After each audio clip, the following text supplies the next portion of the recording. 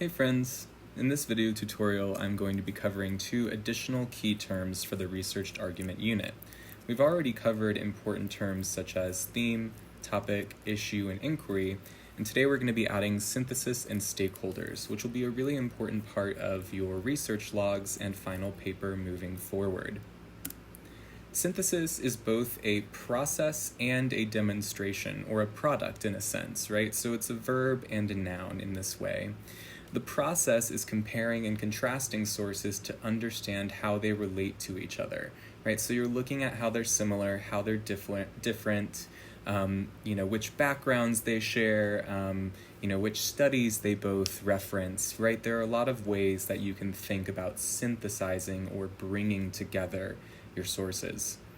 Now, as a demonstration, you will see this in the actual writing, right? So the research logs, it's going to be that brief explanation at the end, right? You'll have the citation, the rhetorical précis, and the discussion of those sources at the end of the log.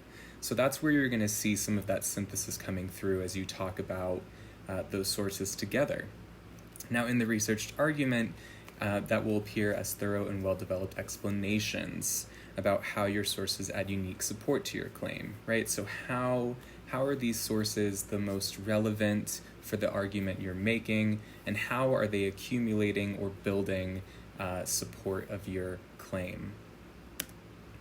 So here's a little demonstration, a little diagram of what synthesizing could look like visually, and some questions to help guide that, right? So sometimes your sources are going to overlap with just two of each other and not this third one, and vice versa, right? 1 and 3 can overlap, 2 and 3 can overlap, 2 and 1 can overlap, and in some ways they might all overlap. Now, of course, as you research, you're going to expand this from 3 circles into at least 4, potentially more sources. Questions you want to be asking yourself here on the left and right sides.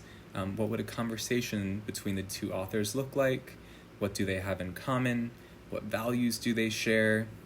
Where do they disagree and why? What points of concern do they have with each other's arguments, right? Thinking about those potential counter arguments where someone says, but what about this? Or, I think you got this wrong, right? So where do they disagree in that way? And then are there any missing pieces in the argument?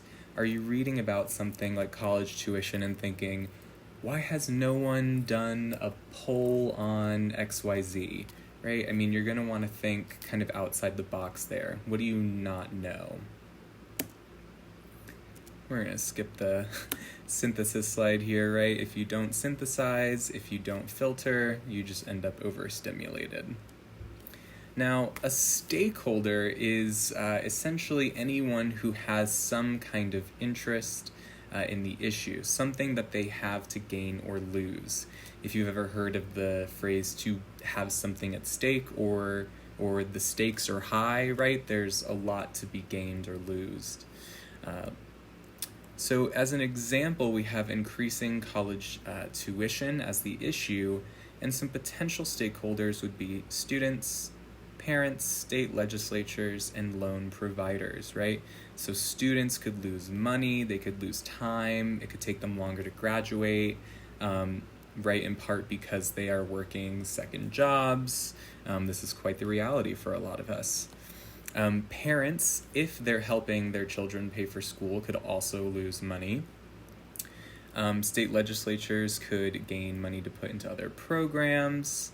Loan providers could gain profits because more students borrow money to finance their educations, right? And even colleges themselves could be listed here, right? What do they gain from raising that tuition, and where does that money go, right? And these are questions you could be asking yourself as you went forward with the issue of increasing college tuition.